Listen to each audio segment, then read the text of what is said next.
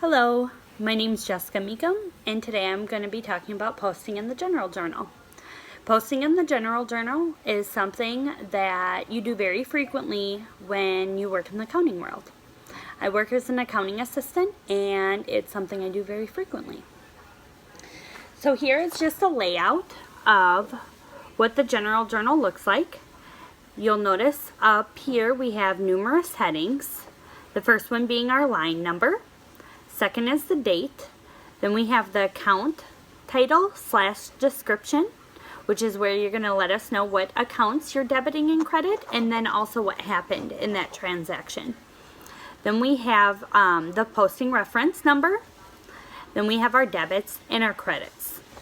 And for those who don't know, debits and credits are the amounts that you're subtracting and adding to different accounts. And for every debit amount, you have to have the counteracting credit amount. So they always need to equal and keep everything balanced.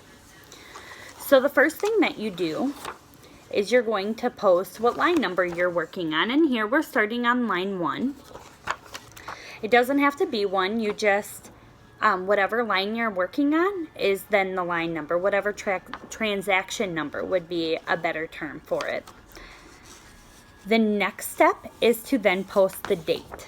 And here we're starting on February 1st. You'll notice here that we just do the month and the day.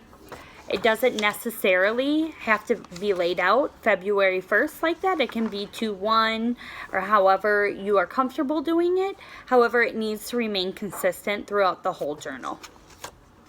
The next thing that you would do is go ahead and post your debit account. And here we're debiting cash, and you would signify that because the account title is backed all the way up to the line here, which signifies that it's a debit.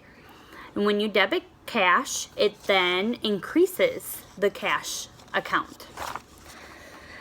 The next thing you would do is if you have a posting reference, you would go ahead and label that here.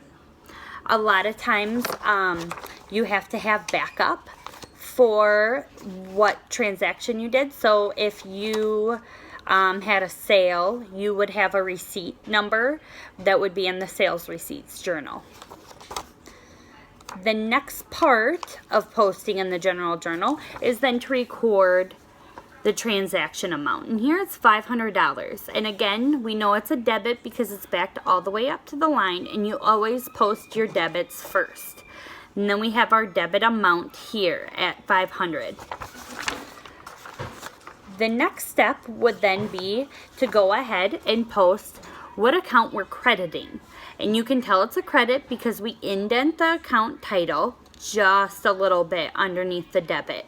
So here, it's our capital B. Jones account, which signifies that our capital account is being increased also. You would follow that up with the transaction amount. And here we can see our debits and our credits equal each other, so then we know our transaction is complete. The final step you would do in posting to the General Journal is to go ahead and add a description in the third line, just stating what you did there. And it looks like it was an investment of Mr. B. Jones, which is why the cash and the capital accounts were increased. And that is the last step in posting.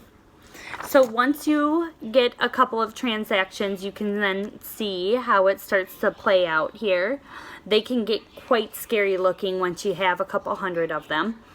But this is a very simple and basic one.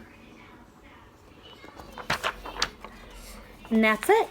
Thank you so much.